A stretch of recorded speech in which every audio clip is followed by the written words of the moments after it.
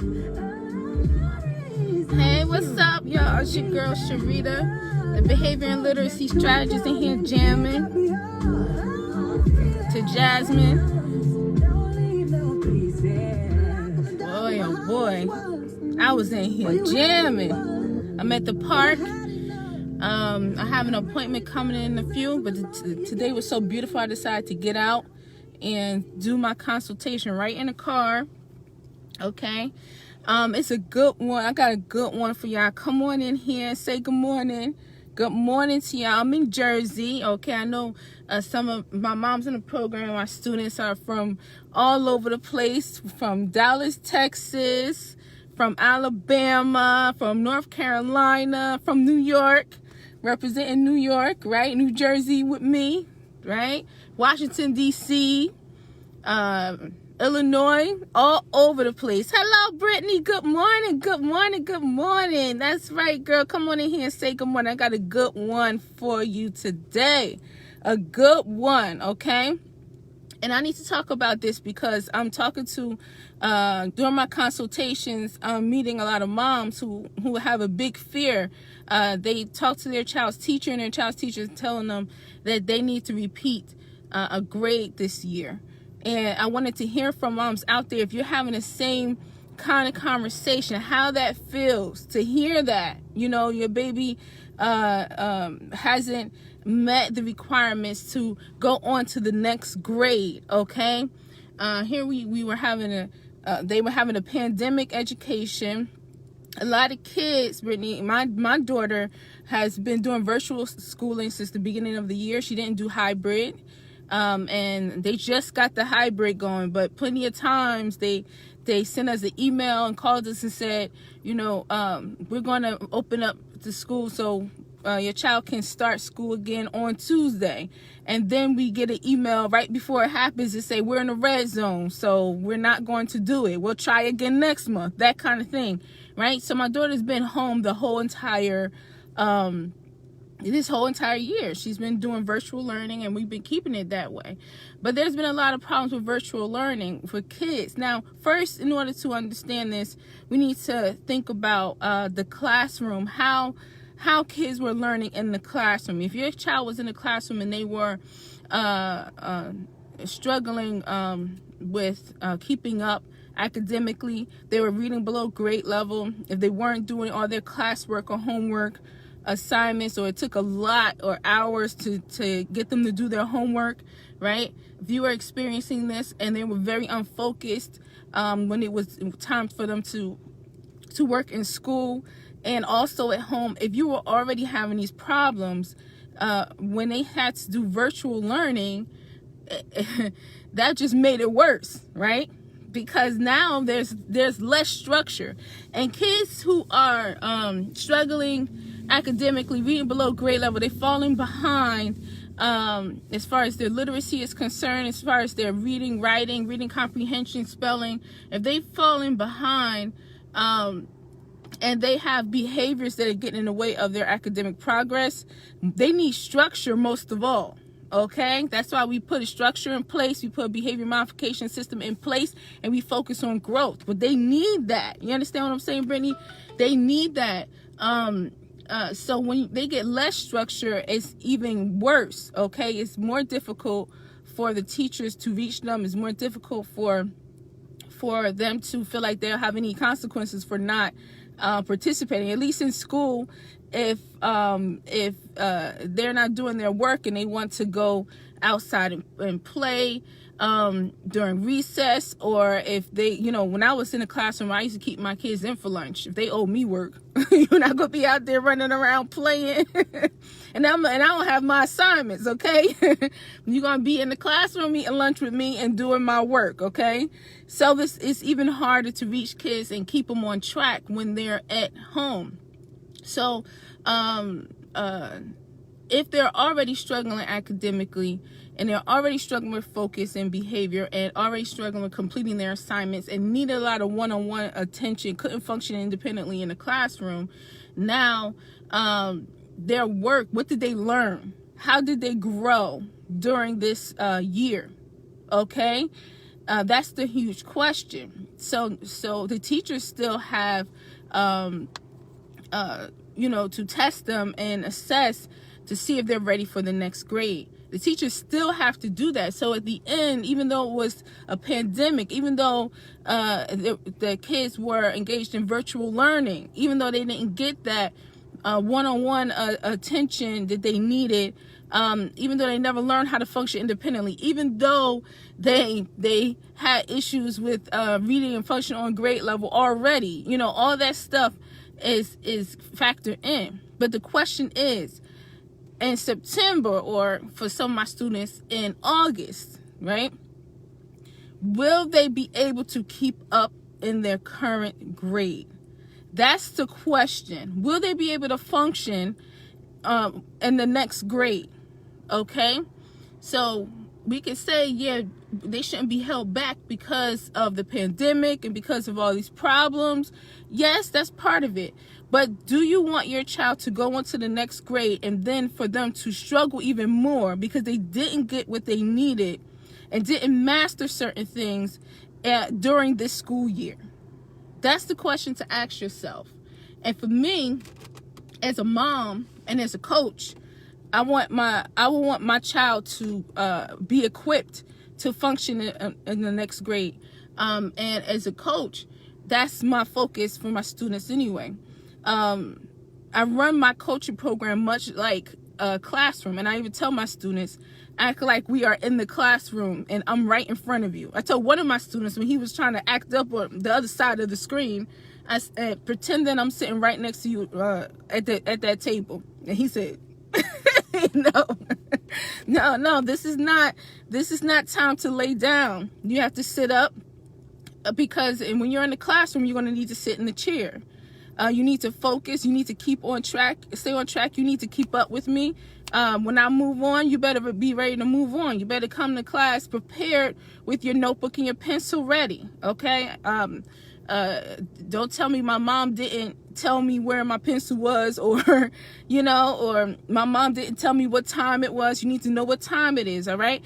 So this is what the message I want to send to moms is that we need to have high expectations for our kids, even if they are, even with the current situation. We still need to have high expectations for our kids. We need to make sure that they understand that just because they are home and they are maybe sitting on their beds, it does not mean it's time to play around. That they have to sit up and they have to still show up like a champion and still work and do what they need to do. Now, if your child is, if you had that dreadful conversation with your child's teacher that they will need to repeat a grade due to them not meeting the standards, right? It's time to get to work. It's time to get to work. But first, you need to assess what your child is missing. What are they missing that lets the teacher know they're not ready for the next grade? I'm teaching one student with this particular situation. And I met with the teacher because that's part of my program. I meet with the teachers once a month. Okay, and I met with the teacher and I asked the teacher, what does my student need so that you can feel that he's equipped for the first grade? Because he's in kindergarten and he's in danger of repeating. What do you feel he needs? If he accomplished these things, you would feel like satisfied that he not only is as ready, he's met the minimum, but he'll be okay, he'll be equipped to function independently in the first grade. What is it that you need? Have these questions with your child's teacher. Okay? Find out specifically what standards they didn't meet, what they are not able to do right now in the moment that's causing you to have that conversation and they're going to be staying back. Ask them those questions, and when you find out, write it down and then develop a plan so that whatever your child is missing, your child will get. Whatever your child has not mastered, your child will master, right? Whatever behaviors your teacher has been seeing during school that's disruptive to not only your child's learning, but also the learning of the other kids in the classroom that needs to be addressed. Okay? And I'm going to tell you why. And I was talking to my student about this last night, because, you know, he moves around a lot, plays around, touching everything, falling all out the chair. The teacher was telling me in class, right? Right? So we were working on him sitting still and not touching anything. And when I got him focused enough and he was controlling himself, I told him, I said, say, I can control my own self. Okay, because we need to work on how he's thinking. So he's used to adults coming and touch and taking things from him and sitting him straight and all. No, you can control your own self. And when he was sitting there, we started to go through the literacy lessons that I had for him, and we were working on it. I was coaching him, and he was more successful. And I said, see, when you are sitting still and not touching anything, that's when all your smarts come out. That's when all your smarts come out. The students, my students, our kids need to understand this. The link between behavior, lack of focus, trying to get out of doing things, right, in school, and not really listening when you tell them to do something. All of that is linked to their academic performance and their academic ability. A lot of our kids are smart, but they can't read. They're smart, but they can't spell. They're smart, but they can't write. And it's not because they haven't seen the information. It's not because they haven't been taught the information, but it's because their behavior and their lack of focus is getting in the way of them doing their best. They have to be actively learning and contributing and growing in the moment. And when you have behavior and you have, I'm focused on playing around and I don't want to listen, and let me see, every time they tell me to do something, I'm going to ask a question, or I'm going to do something else. When you have all that going on, there's no way for a child, there's no way for them to learn at their best and then do their best, okay? So if he's making mistakes when I'm teaching him, when I'm coaching him, and he's not focused, as soon as he focuses on his own, he's learning focus stamina. I teach my students that as long as he's focused, as soon as he's focusing on his own, he's sitting correctly, he's getting every last one of them right. Boom, boom, boom, boom, boom. And at the end, he said, I did it right. I was able to do it. And he said, I did it. And he said, I'm proud of myself. I said, I'm proud of you too. So that's where we got to get kids to, feeling proud of themselves for accomplishing things, whether it's behavior, whether it's reading, whether it's being able to spell a word, whether it's being able to write and spell words that they couldn't spell before, remember their periods, whatever it is, whatever your child does not know right now and is not doing right now. I'm not going to say is not able to do. Hi, Toya. Hello, welcome. Welcome. Whatever your child is not doing right now is temporary. And whatever they need to do, whatever moms you want your child to be able to do, is possible. It's not only possible, but it's likely. And it's not only likely, it's definite when you have the right plan in place and you stay consistent and you have these high expectations, okay? So that's what needs to happen is that you need to find out exactly what is causing you to have this conversation with your child's teacher. Exactly what's causing you to have this conversation with your child's teacher. Find out what is missing academically. What didn't your child master that they need for the next grade? And what behaviors are getting in the way? What's the teacher seeing? And then you as the mom, what are you seeing? What are you seeing at home?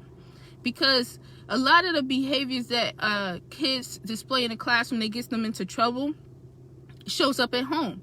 It's just in a different setting. So it may look a little different, a little bit, but it's the same behaviors. And all kids have patterns of behavior, okay? So if they don't like to listen, and you tell your child to do something and they got something to say first, or they want to ask you a question first, or they want to complain about something first, all of that shows up in the classroom. But it shows up as they talk too much, they're distracted, they're unfocused, right? And now you're having an ADHD conversation.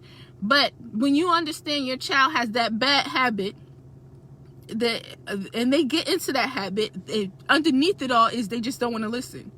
Underneath it all, they want to control everything that they do. They don't want to follow what you're telling them to do. They think that what they want in the moment is more important than what you telling them or what you want. And you got to flip that. Okay? All right? So that's why it's important to understand the link between. So when you get all of that out of the way, the rate at which your child is going to learn and grow is amazing. Like there's no way for us to tell how fast our children will learn once all the blocks are the blocks are removed. Okay? I have another student who came in September and he couldn't read. He didn't know his sight words, writing, spelling, all those things. He had those issues, but he also had behaviors where he broke down and cried and acted out every time it was time for him to read. Why? Because he couldn't read. Okay, we have to understand that too. And then with the structure in place and working with him for a couple of months, he started reading. Well, it didn't take a couple of months, but he started reading, and he started feeling a lot of his behaviors when it was time for him to do his work just dropped off. And he was feeling more confident, and he was getting better reports in school. And then the teacher was saying that he was participating better in school. And then he got promoted in my program to the advanced group. Okay? So if that can happen in a couple of months, it took about 5 months for that to happen, for him to get the promotion. Okay? If that can happen in 5 months, when your child's teacher tells you that they have to stay back because they are not adequate for the next grade, you need to put your game changer hat on, and you need to find out exactly what they need and put a plan together and work on that until they are all the things that your teacher said that your child doesn't have, they now have. Everything your teacher said your child has not mastered is mastered. All the behaviors that are getting in the way of your child's growth and disrupting their ability to learn and to grow and to function independently without needing an aid, maybe, or not needing a lot of redirection from teacher, all that's been addressed. What will happen when you put that strong foundation in place and they are totally equipped? Not only, even if they start in August, because it's only a couple months, or even if they start in September, and you put that in place, and that continues to be a plan, not only will they be able to function better in their current grade, but they will be able to function in the next grade, and you could be talking about, all right, he ready now? Let's make it happen. Okay? Last month, this is what we talked about. And this is what the goals were, and this is what we were working on. Have you seen the progress? Have we met our goals? All right, he ready now? Let's go. Move to the next grade, okay? And just keep it moving. So I'm a student that I was talking about, is in danger of repeating kindergarten. He's a smart kid. He's a leader. He wants to go lead you and tell you where to go, as far as ask me this, and I don't know this, but I know this, and let's do it like this, right? So he's a leader that just has to be channeled, because when he's supposed to listen, he don't want to listen. You see what I'm saying about that, right? But all of that energy, when it's rechanneled and I get him to focus, he's smart, so he's able to get it, and his mind moves fast. Okay, so our goal is to get the things that when I met with the teacher wrapped up that she said he needs, and we're on our way. Okay, and then when it's time for him to start school again, I have no doubt in my mind that he'll be ready. So that's what I suggest you do. Don't despair, because it's temporary. If your child's teacher say that your child needs to be retained, that is what is going on right now. It is temporary. That is not, when growth is unlimited. This is why I keep saying growth is unlimited. We have no idea how fast growth is going to happen when we put the right plan in place. So this is your child's current situation in this moment, but you tell yourself that your child is not going to be, if your teacher's saying they're going to be in the 5th grade next year and they're currently in the 5th grade, then you tell yourself, not for long, okay? Not for long. We got this, all right? And you start to figure it out. So I want to thank Brittany, and I'll talk to you soon. Can't wait to talk to you again and meet your beautiful girl, okay? And Toya for watching, and just whenever there's anything, if you're having a tough time in a moment with your child, whatever it is, understand it is temporary. And if you don't want it to be like that, moms, you have to understand, and it took me a while to understand myself, that we are the most powerful people in our children's lives. We are the most influential, and we have the most sense. I would just keep it real. We have the most sense when it comes to our babies. We know our babies the best. We understand our children, even if at the time when we're struggling, we're upset or overwhelmed by something that's going on with our kids, and we don't really feel like we do, but we really do. You tap into that mother's intuition that you have, okay? So you're the expert in your child. You know your child the best, and whatever you want for your child, that's what will happen. Whatever you want, wherever you want your child to be academically, that's what will happen. Whatever you want your child to accomplish, or how you want your child to grow as far as their choice making, that's what is going to happen. You know why? Because that's what's supposed to happen.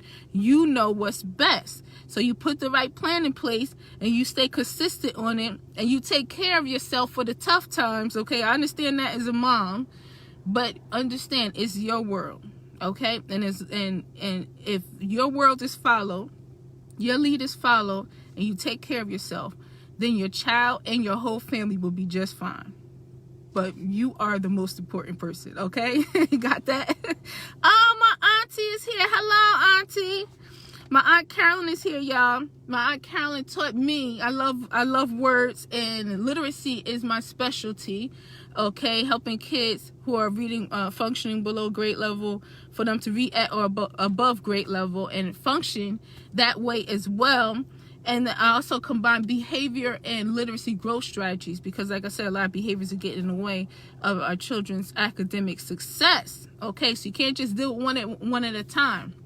But I want to tell you about my Aunt Carolyn. Okay, my Aunt Carolyn taught me how to spell chocolate. Right, Aunt Carolyn?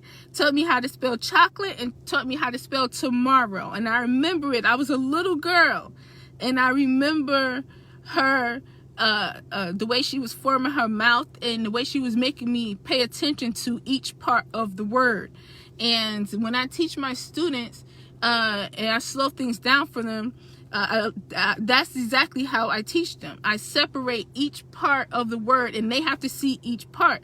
Because when I can't see a big word, they run away. Okay, that's too big. I know I'm not going to be able to do that. So I develop strategies with each piece of the word. And I got that from my Aunt Carolyn. So shout out to you, Aunt Carolyn. Thank you so much for watching today. Love you so much. Brittany, I will be talking to you soon. Can't wait. Toya, thanks for hanging and thanks for watching, okay? And y'all have a good day. For more information on my 12 Steps to Behavior and Literacy Success tutor and coaching program, go to growthinstitute.mykajabi.com. That's GROWTH Institute, because that's what we do here, growth, okay? That's what we focus on. .mykajabi.com, or send me a message. Click on that send message button. I love to talk to y'all. Believe in yourselves. Moms, believe in yourselves, believe in your child, honey, and always remember that growth is unlimited.